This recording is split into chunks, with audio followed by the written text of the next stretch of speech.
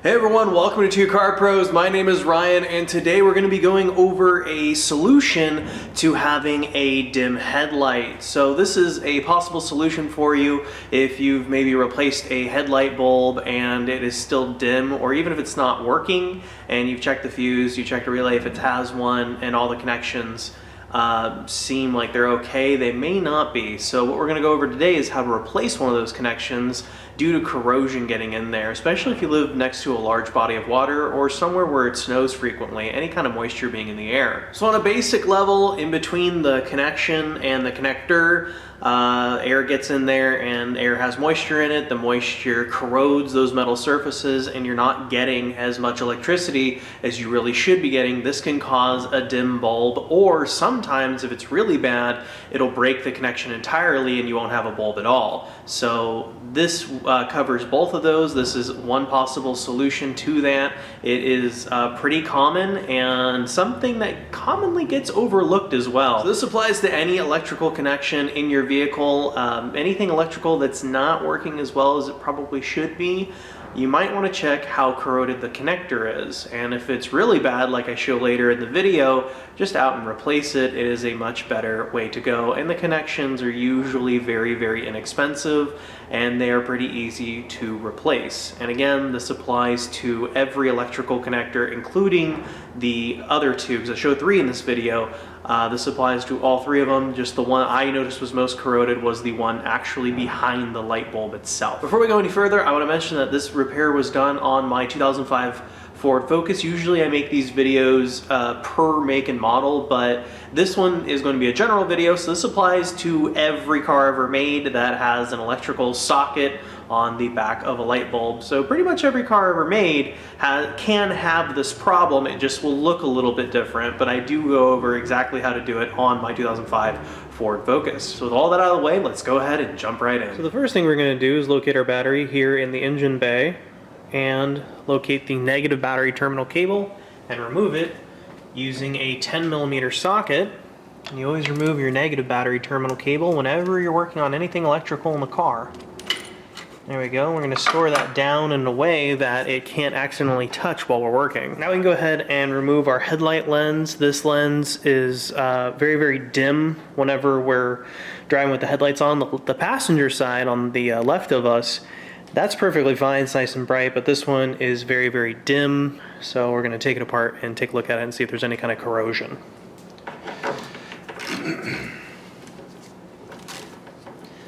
And up top here, these are just 2 10mm bolts.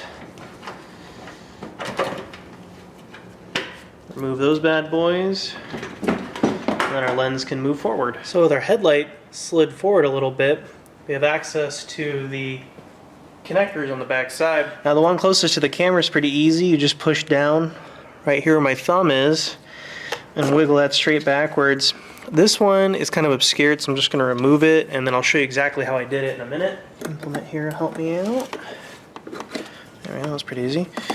And then we can remove our lens. And then on this connector right here, the easiest way to do it is this is actually the safety. So it has a little tang on the housing, and what I did was just use a small metal implement here and just kind of pried that down a little bit. Pried it up and slid it backwards, real easy like. It's easier to show you without the lens in the way there. So now we have my lens over here on top of my toolbox. We can flip it around to reveal this little access port here. And this is where our bulb is. So if you're going to replace the bulb, this is where you'd go as well. And we can see our pigtail here. And this is what we're going to be replacing here today. And I'll tell you why. It's pretty easy. There's just a little safety you need to trick to coming off. Make it a little difficult by cutting it in half. There we go. So what happens, you can even see it in there. Look how burnt that is in there. Check it out. It's a perfect example. So what happens is that corrosion gets in there and it gets harder and harder and harder for a electric circuit to complete.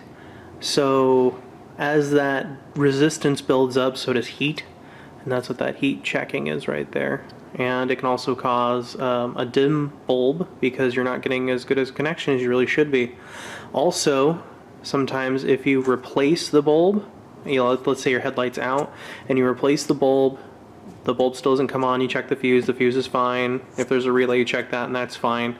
And you're still not getting any brightness out of a bulb, and there's power to it because you check the electrical connector, the pigtail right here, this connection can fail, so we're going to replace that. And Ford was actually pretty generous and gave us a little decently long wire so we can replace that. So that's what today's video is all about, is replacing this pigtail. This is our part for today. It's AC Delco LS256. Link down below in the description. Yes, I'm putting a GM product on a Ford. It is okay. As long as you have quality parts on your vehicle, you should be good to go.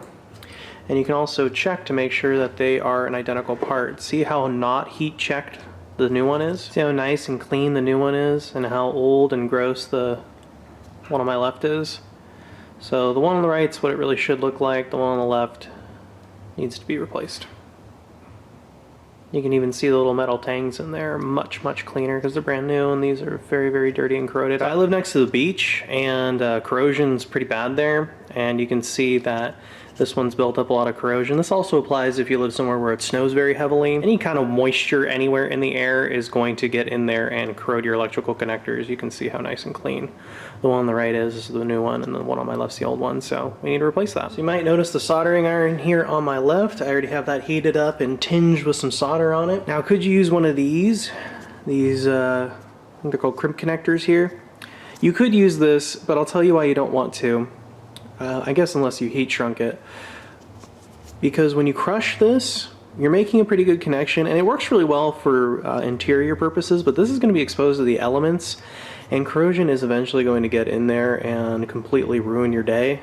It's going to completely eliminate the reason why we're doing this here today. So my preferred method is to use solder and heat shrink. But if you wanted to use these and use some heat shrink or really tightly wound electrical tape over the connection, that is an option as well if you don't have a soldering iron. So something I noticed between our stock unit and our replacement unit is that the wires are not color coded. So it's not like you could clip them all off and put them all back on because you could match blue, black, and white, but ours are all triple black. So what you can do is orientate your plugs the same direction like this, and then you could remember just blue, black, white, or you could cut this all off and use this as a reference, or you could just do one at a time. One at a time ensures that you are never going to get it wrong. So if you just do left, middle, right, you could do it that way as well. So something to think about. I think what I'm going to do is cut them all off and then just use this as kind of an index for myself.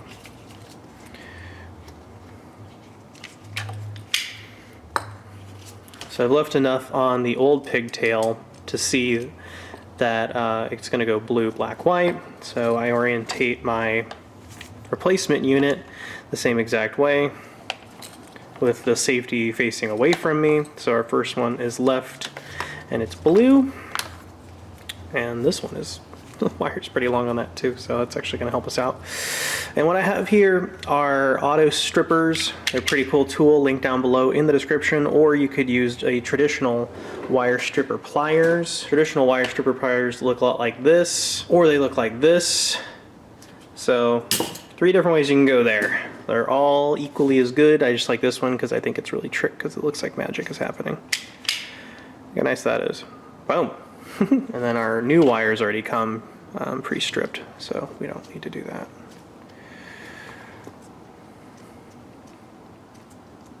Twist the ends there. What we're going to do is coat the first wire here with some solder. There we go. I'll tinge that with some solder. Get that nice and integrated. Good. And then we're going to do the same for our replacement wire. I'm sorry if it's a little tricky to see. Soldering is always tricky because you feel like you need 3 hands to do it.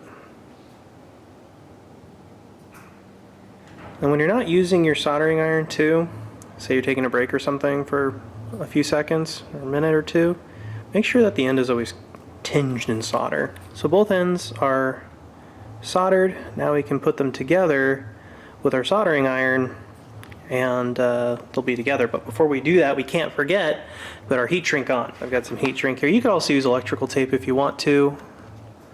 I understand if you just want to use electrical tape.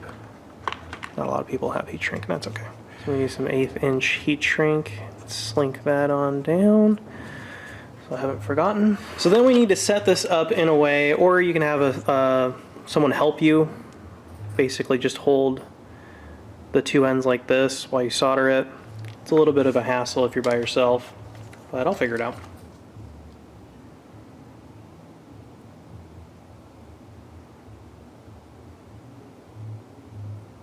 Here we go. Just introduce those two to each other with some heat. Keep the heat on there until they're completely fused, and then don't let go until it goes from shiny to dull. That's how you know that it is. That's how you know that it is soldered, just like that. So just do that for all three of them before we hit the heat shrink with a hairdryer or a heat gun, because we don't want the heat shrink to shrink prematurely. So get to this step with all three wires, and then we can use the heat shrink gun. I also want to mention, once you're sure that your solder has dried, go ahead and just give it a light tug. Don't pull on it with the force of 1,000 suns, just a light tug to make sure it's not going to come apart. Okay, with all of our wires nice and wired correctly, we can go ahead and slide our heat shrink over our soldered ends. And what the heat shrink's going to do is keep the weather out, and it's also going to offer a bit more structural integrity to that soldering point there. There we go. Now we can do the fun part, which is heat gun this so it shrinks. We get a nice sealed connection. So now kind of the fun part. Make sure there's nothing behind where you're heat gunning that can melt very easily. Those heat guns can get hot. You can also just use a regular hairdryer as well if you didn't have a heat gun.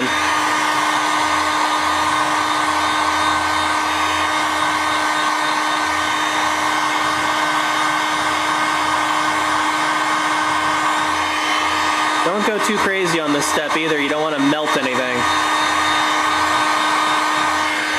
That's literally all you need in order to get a nice sealed connection. Yeah, I can even feel this housing's a little warm. So be careful with the heat gun. They're no joke. So now we can replace this electrical connector, and it's pretty easy. You just push it straight on. Oh, that was nice. That felt a lot better than this one did, because I put this one back on and just kind of flopped around in there. So that was no good. This right here, no good. And then we can gently place our wires back into the housing.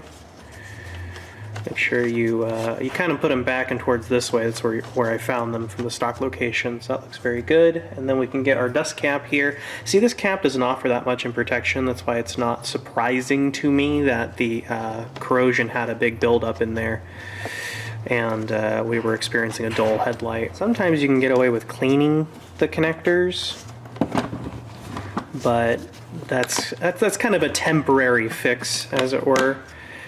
The real way to do it is the way I just showed. Put that dust cap back on. Now we can put the lens back in the car. And now we can replace those electrical connectors we removed earlier. They're pretty easy. This flat one goes here, and then the safety just goes toward the middle of the car, and you just push that straight on. Sorry, I know it's a little tricky to see. In fact, I can't see it. I'm just feeling for it. It makes a little click when the safety has been reset and you know the connector is all the way in. And then we can do the same thing for the one you can actually see. So we get a little click out of that one. Kind of hard to hear, but I felt it. And then we can put the lens back into its home, just like that. Now the next thing we're going to do, before we bolt the lens back in or any other body pieces, we're going to reconnect the battery, because all the electrical is back together the way it's going to be. So to do this, we're just going to touch the negative terminal. If it sparks big like that, back it off. See, it didn't spark that time. Because if it sparks big like that and you put the terminal on, you can't get it off and it's sparking, you have a chance to blow up the battery and cause some serious damage.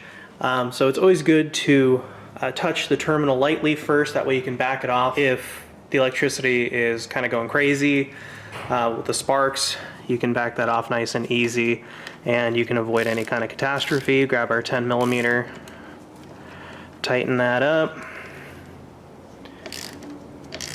No real torque spec to these, just snug is good, like that. Now we can test our headlight.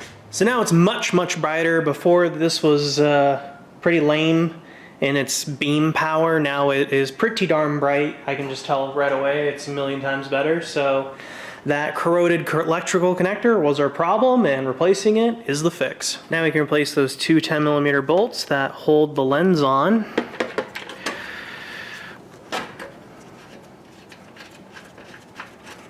Don't be afraid to jiggle the lens around a little bit so you can get those bolts in a little bit easier.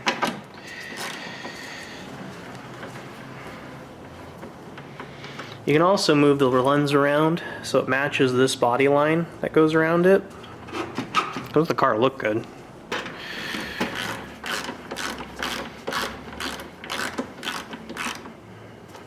And there we go. Those are snugged up. And our job's done. Thank you so very much for watching. This is a very approachable thing to do, so if you have a dim headlight, go ahead and take it apart and see if the connection's corroded, and if it is, go ahead and replace it. Thank you so very much for watching. Make sure you're subscribed, and I'll see you next time.